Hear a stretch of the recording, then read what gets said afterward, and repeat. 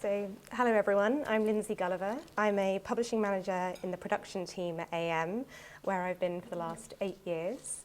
I initially joined as an editorial assistant, which meant that I was elbow deep in metadata creation and checking the quality of all of our digital images, and then later I became a project lead, which meant working with very diverse sources from 19th century literary papers to socialist newsreels. Now I have more of a strategic role in the company, which is a little sad at times because it means that I don't get to play with sources all day, every day. But it has meant that I've been able to take on an active role in rolling out our strategy to improve and to standardize how our editorial teams deal with diversity, equity, and inclusion in our databases, which is what I'll be discussing today.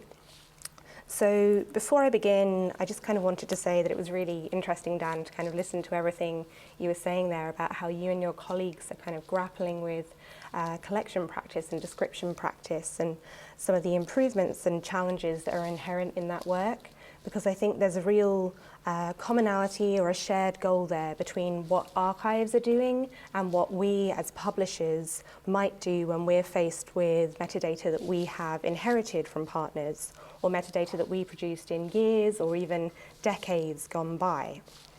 So I'll be touching on some of the conversations that we have around evolving language and evolving metadata, but primarily I'm going to talk about some of the insights into how and why we're seeking out material that includes the voices and narratives of marginalized people, and how contextualization helps us to amplify hidden voices in our digital databases.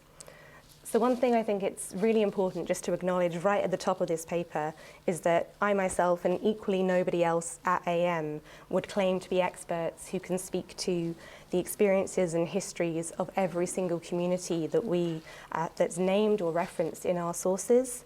But we do recognize that we have a responsibility to increase the diversity of the voices we present, to engage with communities in the representation of their own histories, and also to address the silences and inequities in the historic record, as Martha laid out this morning.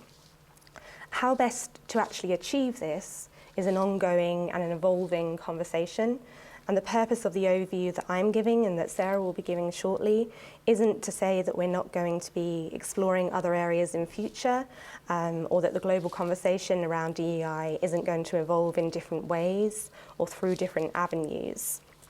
Ultimately, though, we want to talk about our strategy and the fact that it's holistic.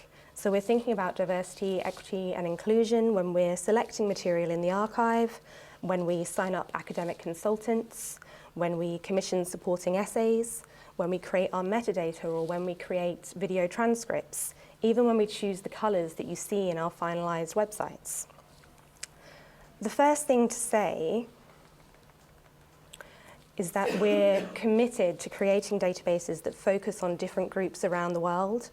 We're really proud of the resources that we've published in the past that explore the histories and the experiences of marginalized communities, resources like American Indian newspapers and African American communities, or collections within larger thematic resources on gender and sexuality, which highlight LGBTQ+ voices. But we're also actively seeking to diversify the primary sources that we publish, and intend to publish more resources that provide evidence and feature underrepresented narratives. So we have a responsibility to publish records that provide evidence of the violence or oppression that's been perpetrated against marginalized groups. But beyond traumatic events, we're also committed to publishing sources and highlighting histories, which are going to celebrate the successes and the creativity of people within those groups.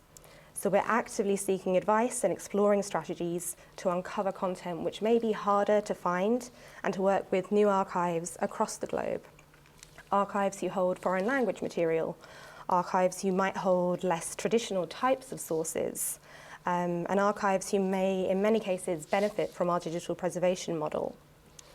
We really pride ourselves on our relationship with our archival partners, and they're at the very heart of the discussions that we're having around finding and amplifying hidden voices.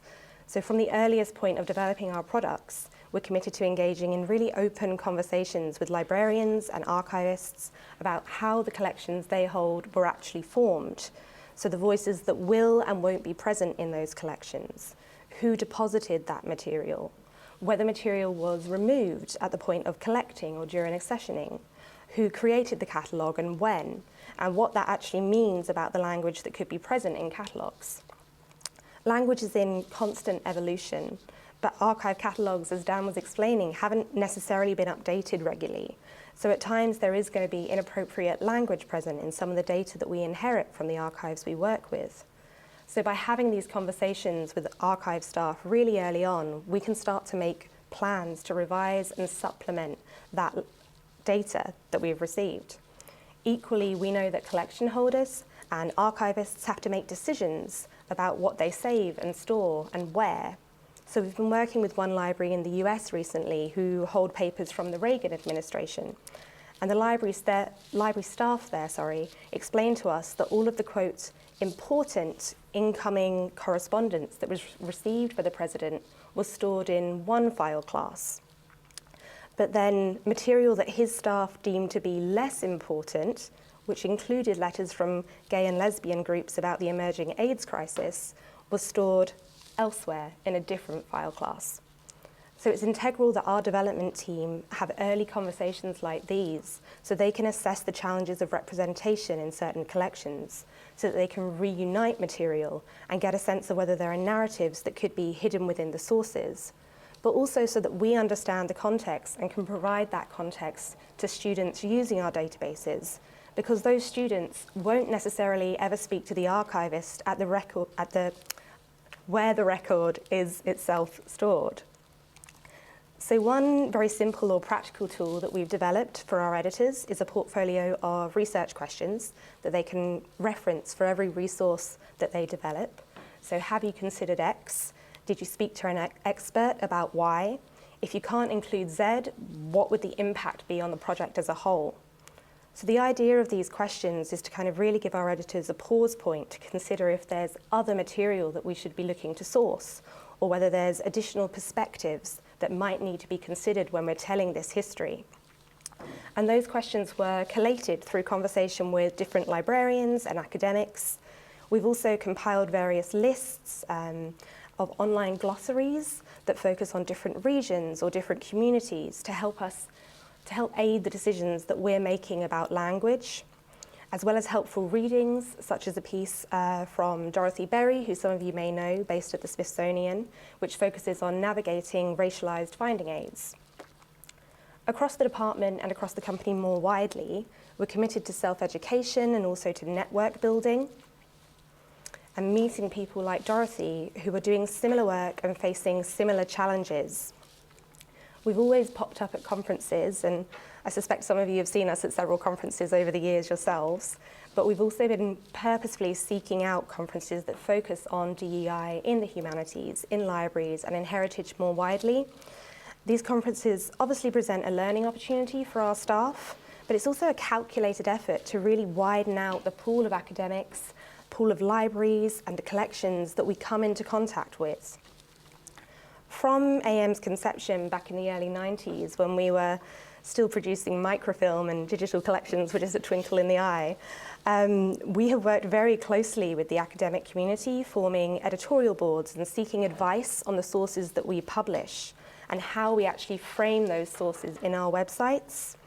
Today, we're consciously building larger and more diverse editorial boards to ensure that our collections are going to benefit from as many voices as possible, and that we're consulting people who can speak to the experiences of communities who are represented or perhaps excluded from the sources that we digitize. And those boards can advise us on how best to highlight and contextualize those sources or those gaps. We'll often seek guidance from our editorial boards about the metadata we create or the metadata we revise.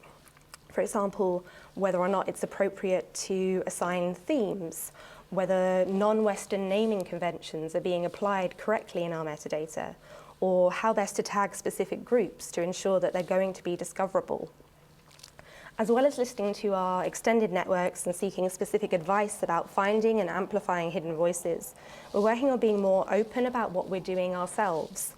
So we're making sure that our users of our websites have very clear channels to feedback their concerns or to report problematic language that they find, or to ask us questions about the accessibility of our databases, which is something that Sarah will discuss shortly. Another priority for us is producing and commissioning contextual material.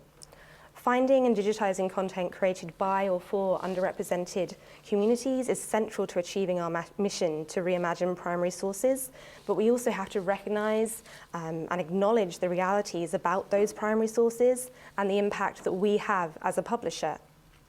So firstly, historic collection practice has really shaped the types of sources that have survived to the modern day, a process which in some instances, as we know, will have excluded the voices and narratives of non-dominant groups from the record that's been preserved. Secondly, we have to recognise that many communities record and share histories in ways that haven't traditionally been collected or housed in archives, such as through oral tradition. And thirdly, we need to understand and acknowledge that by digitising primary sources, we're contributing to the continued survival and improved discovery of those documents, which could reinforce histories which exclude the voices of certain people. This is why, as publishers, we're placing real emphasis on providing context in our resources. And there are different ways that we're aiming to do this.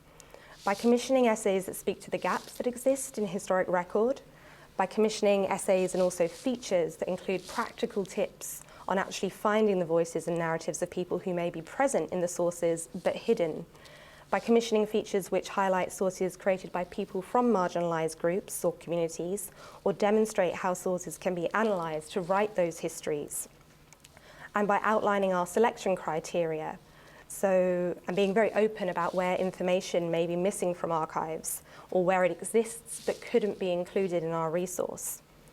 I'll share a few examples of what these contextual pieces actually look like in practice. So last year, AM published the first module of Colonial Caribbean in partnership with the National Archives. The resource includes around 1 million images and counting, which detail the history of British rule in the Caribbean throughout the early modern period.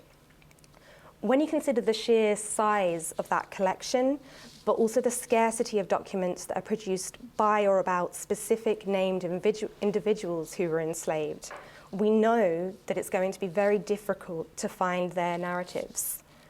One of the contextual features that we commissioned for Colonial Caribbean was a video interview with Dr. Christy Warren, who spoke about how to uncover narratives in those records.